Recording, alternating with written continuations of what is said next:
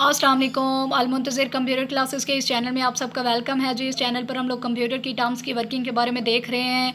हम लोगों ने लास्ट लेक्चर में डिस्कस किया था कि प्राइवेट और पब्लिक एक्सेस स्पेसिफायर जो होते हैं वो क्या होते हैं, वो किस तरह से वर्क करते हैं, उनको क्यों यूज़ किया जाता है। आज का हमारा टॉपिक है जी प्रोग्राम जो हम लोगों ने प्राइवेट और पब्लिक एक्सेस स्पेसिफायर को डिनोट करने के लिए करना है। तो स्टार्ट करने से पहले अगर आप हमारे चैनल पर न्यू हैं तो प्लीज़ हमारे चैनल को सब्सक्राइब कीजिए, बेल आइकन को प्रेस कीजिए ताकि नेक्स्ट अपलोड होने वाली वीडियोस के नोटिफिकेशंस आपको रिसीव होते रहें। हमारी वीडियो को एंड तक देखिएगा। अगर आपको हमारे पढ़ाने का मेथड अच्छा लगे तो प्लीज़ हमारी वीडियो को लाइक कीजिएगा और कमेंट बॉक्स में हमें ज़रूर बताइएगा कि आपको हमारे पढ़ाने का मेथड कैसा लगा। स्टार्ट करते हैं जी अल-मुंतज़िर कंप्यूटर क्लासेस के इस चैनल पर पब्लिक और प्राइवेट एक्सेस स्पेसिफायर के बारे में आज का program. Write a program that declares a class with one integer, यानी हम लोगों ने एक इस तरह की क्लास लेनी है जिसके अंदर एक इंटीजर वैल्यू होगी, इंटीजर डाटा मेंबर होगा एंड टू मेंबर फंक्शंस, और दो जो होते हैं वो हमारे मेंबर फंक्शंस होंगे जो हमारे पास है इन और आउट का। एक हम लोगों ने ऐसा प्रोग्राम लिखना है जिसके अंदर हम लोगों ने एक क्लास लेनी है, क्लास को डिक्लेयर करवाना है और उस क्लास के अंदर जो हमारा एक जो डाटा मेंबर होगा ना वो उसकी डाटा टाइप हम लोगों ने इंटीजर लेनी है। डाटा मेंबर मतलब आप लोगों ने यहाँ पर वेरिएबल को डिक्लेयर करवाना है, ठीक है, जिसकी डाटा टाइप आपके पास इंटीजर होगी। एंड टू मेंबर फंक्शंस, यानी आपके पास दो फंक्शंस होंगे जिनमें एक हमारे पास इन होगा जो इनपुट के लिए इस्तेमाल होगा और दूसरा हमारे पास आउट होगा जो आउटपुट के लिए इस्तेमाल होगा, ठीक है। To input and output the data members, जो इनपुट और आउटपुट डाटा मेंबर के इनपुट और आउटपुट के लिए इस्तेमाल होते हैं वो हम लोगों ने मेंबर फंक्शंस लेने हैं, ठीक है। एक का नाम होगा इन और दूसरे का नाम होगा आउट, जो आपके इनपुट और आउटपुट ऑफ डाटा मेंबर्स के लिए इस्तेमाल होंगे। तो स्टार्ट करते हैं जी हमारा program. Hash include iostream.h hash include conio.h starting of program होता है ये, दैट इज़ वेरी इंपॉर्टेंट, ठीक है। ये हैश हमारे पास स्टार्टिंग ऑफ प्रोग्राम होता है। इंक्लूड हमारे पास प्री प्रोसेसर डायरेक्टिव होता है, that is used to include the header files in the programme.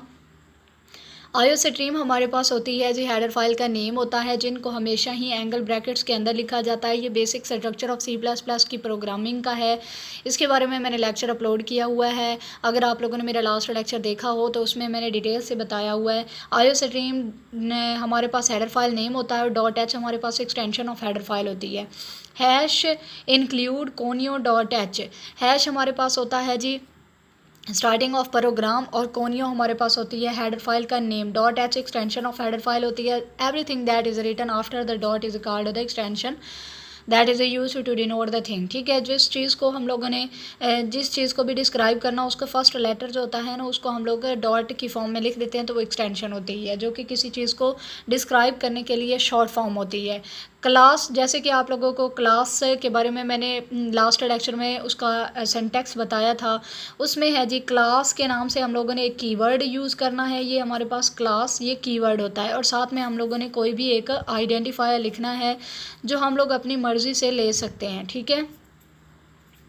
यहाँ पर मैंने क्लास कीवर्ड लिया है और साथ में मैंने टेस्ट के नाम से जो है वो आइडेंटिफायर ले लिया है। कर्ली ब्रैकेट स्टार्ट के साथ मैं क्लास की बॉडी के अंदर आती हूँ। प्राइवेट, आप लोगों ने मैंने लास्ट लेक्चर में डिस्क्राइब किया था कि जो डाटा मेंबर्स और डाटा फंक्शंस होते हैं उनको कुछ एक्सेस स्पेसिफायर दिए जाते हैं जो प्राइवेट या पब्लिक हो सकते हैं। अगर आप लोग उस चीज़ को बॉडी के अंदर ही एक्सेस करना चाहते हो तो उसकी जो एक्सेस स्पेसिफायर होता है वो प्राइवेट होता है, और अगर आप लोग out the body of the outside the body of the class अगर आप लोग उस चीज़ को एक्सेस करना चाहते हो देन आप लोग पब्लिक यूज़ करते हो, ठीक है। प्राइवेट, इसके आगे ये कॉलन, ठीक है, ये उसका सिंटैक्स होता है और साथ में नेक्स्ट लाइन पर आप लोगों ने देना होता है जी डाटा टाइप। अब आप लोगों को पता है कि इंटीजर डाटा टाइप के उसने डाटा मेंबर एक कहा है तो मैंने इंट डाटा टाइप और एक डाटा मेंबर ले लिया है यानी n ले लिया है। ये डाटा मेंबर और वेरिएबल दोनों एक ही चीज़ होती हैं। यहाँ पर मैंने ले लिया है, ठीक है, सेमीकोलन के साथ मैंने उसकी डिक्लेरेशन को एंड किया। पब्लिक में मैंने जो है वो फंक्शंस लिए हैं क्योंकि मैंने इन फंक्शंस को एक्सेस करना है क्लास की बॉडी के बाहर, तो इसीलिए मैंने इसका एक्सेस स्पेसिफायर जो है वो पब्लिक ले लिया है। वॉइड इन के नाम से मैंने एक फ़ंक्शन लिया है जो कि आपके आउटपुट के लिए इस्तेमाल होगा, और ये वाली जो ब्रैकेट्स होती हैं ये आप लोगों की फंक्शंस को जाहिर करती हैं, फंक्शन है, ठीक है। उसके बाद कर्ली ब्रैकेट स्टार्ट के साथ मैं इस फंक्शन की बॉडी, अभी मैंने क्लास की बॉडी को एंड नहीं किया है लेकिन मैं साथ में ही इस इन फंक्शन की जो बॉडी है उसको स्टार्ट कर देती हूँ। सी आउट एंटर अ नंबर, चूँकि आप लोगों ने एक नंबर यूज़र से रन टाइम पर लेना है, उसने हमें कहा है विद वन डाटा मेंबर, ठीक है।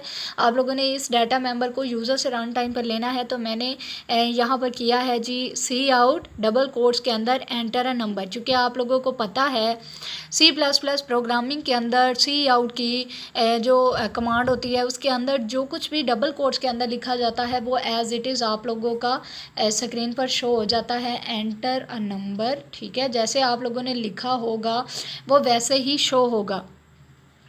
अब मैं नंबर यहाँ पर लेती हूँ जी 5 ले लेती हूँ, ठीक है। तो वो n के अंदर स्टोर हो जाता है। अब यहीं पर 5 यहाँ पर प्रिंट हो जाएगा, ठीक है। उसके बाद यहाँ पर आप लोग देखो कि मैंने इस फंक्शन को एंड कर दिया। अब मैंने क्या किया, मैंने वॉइड आउट के नाम से एक फ़ंक्शन ले लिया। अच्छा, आप लोगों को पता है ना वॉइड रिटर्न टाइप होती है जिसका मतलब होता है नल रिटर्न करना, ठीक है। जिस तरह से हम लोगों ने डाटा टाइप्स पढ़ी थी, ये भी एक डाटा टाइप होती है, ये रिटर्न टाइप होती है, लेकिन ये रिटर्न कुछ भी नहीं करती है क्योंकि इसका मतलब ही नल होता है, इसीलिए हम लोगों ने इसको यूज़ किया है क्योंकि हमें रिटर्न में कुछ नहीं चाहिए। वॉइड आउट फंक्शन, ठीक है। आउट आप लोगों ने सेकेंड वाला फंक्शन लेना है जो आउटपुट के लिए इस्तेमाल होगा, वॉइड आउट, ठीक है। और ये फंक्शन की ब्रैकेट्स हो गई। अब इस फंक्शन की मैंने बॉडी को स्टार्ट करने के लिए कर्ली ब्रैकेट स्टार्ट यूज़ की है। सी आउट डबल कोट्स के अंदर द वैल्यू ऑफ n, ठीक है। ये एज इट इज़ शो हो जाएगा आप लोगों की स्क्रीन के ऊपर, द वैल्यू ऑफ n, ठीक है। डबल कोट्स के अंदर n लिखा हुआ था, ये एज इट इज़ शो हो जाएगा। और साथ में आप लोगों ने देखना है कि जिस चीज़ को आप लोग प्रिंट करवा रहे हो उसको आप लोगों ने उसकी वैल्यू को अगर प्रिंट करवा रहे हो तो आप लोगों ने उसको डबल कोट्स के अंदर नहीं लिखना है, सिर्फ उसको वैसे आप लोगों ने लिख देना है सी आउट की कमांड के अंदर। अब ये वैसे लिखा हुआ है n की जगह पर हमने यहाँ पर लिख देना है जी 5, ठीक है। उसके बाद नीचे आ जाएगा। अब इस फंक्शन की जो ये जो वॉइड आउट के नाम से हमने फंक्शन लिया है ये ख़त्म हो जाएगा क्योंकि हमने इसको एंड कर दिया है ब्रैकेट के साथ। उसके बाद है जी वॉइड मेन। अब मैं मेन फंक्शन के अंदर एंटर करने लगी हूँ, ठीक है। तो यहाँ पर आप लोग मेन फंक्शन के अंदर देख लो, कर्ली ब्रैकेट के साथ मैंने इसको स्टार्टिंग के साथ मैंने इसको स्टार्ट किया है। ये वॉइड मेन का फंक्शन है, ठीक है। क्लास के अंदर प्रोग्रामिंग करने का यही तरीका होता है कि आपने क्लास आइडेंटिफायर के साथ जो कुछ भी डिक्लेयर या जो कुछ भी फंक्शंस के अंदर लेना होता है वो आप लोग क्लास की बॉडी के अंदर ही लेते हो। वॉइड मेन यानी जब आपके प्रोग्राम की बॉडी स्टार्ट होती है ना, देन आप लोगों ने ये क्या करना होता है कि जो आइडेंटिफायर क्लास कीवर्ड के साथ आप लोगों ने यहाँ पर डिक्लेयर करवाया था ना टेस्ट के नाम से, या जो भी आप लोग यहाँ पर आइडेंटिफायर अपनी मर्ज़ी से लेना चाहते हो, यहाँ पर आइडेंटिफायर टेस्ट, ठीक है। और उसका मैंने एक ऑब्जेक्ट क्रिएट किया है। ऑब्जेक्ट के अगर आप लोग चाहो तो पूरे स्पेलिंग भी लिख सकते हो, लेकिन वो थोड़ा सा लेंथी हो जाएगा, इसीलिए मैंने OBJ लिया है। ये ऑब्जेक्ट है क्योंकि हम लोग ऊप की प्रोग्रामिंग पढ़ रहे हैं और ऊप की प्रोग्रामिंग बगैर ऑब्जेक्ट के काम नहीं करती है, इसीलिए मैंने यहाँ पर ऑब्जेक्ट को क्रिएट किया है। उसको डिक्लेयर मैंने करवाया है जी टेस्ट के साथ। अब यहाँ पर ये एक डाटा टाइप बन जाएगी, यहाँ पर एक आइडेंटिफायर था, यहाँ पर टेस्ट की डाटा टाइप बन जाएगा ऑब्जेक्ट डॉट इन। अब इस ऑब्जेक्ट के थ्रू मैंने उन फंक्शंस को कॉल करना है जिन फंक्शंस की मैंने यहाँ पर प्रोग्राम के अंदर मुझे कहा गया है कि आपने वो परफॉर्म करने हैं। Object dot in. अब ये वाला ऑब्जेक्ट जो टेस्ट क्लास के अंदर है, इस टेस्ट का ऑब्जेक्ट मैंने क्रिएट किया। अब ये ऑब्जेक्ट डॉट इन, ठीक है, ये टेस्ट का है तो ये इसके साथ लिंक करवा दिया मैंने। उसके बाद ये ऑब्जेक्ट डॉट इन फंक्शन यहाँ पर आप लोगों का स्टार्ट हो रहा है तो ये डायरेक्टली मूव कर जाएगा, इस फंक्शन को कॉल करेगा। यहाँ पर इसकी बॉडी के अंदर लिखा हुआ है जी एंटर नंबर n, ठीक है। तो जो कुछ भी इसके अंदर मैंने ये यहाँ पर पहले ही लिख दिया है, लेकिन यहाँ पर अभी बॉडी चलेगी, जब ये कॉल करेगा देन आप लोगों ने यहाँ पर ये आउटपुट लिखना है, ठीक है।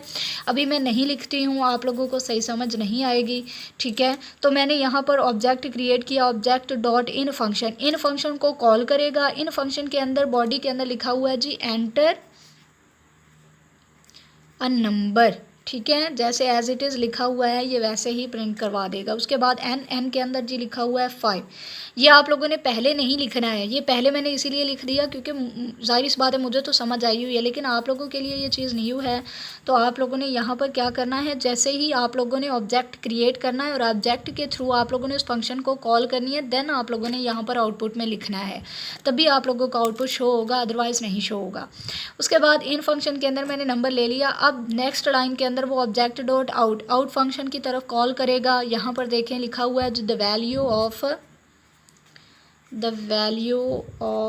एन के अंदर क्या पड़ा हुआ है जी, आप लोगों ने 5 को यूज़र से रन टाइम पर लिया है।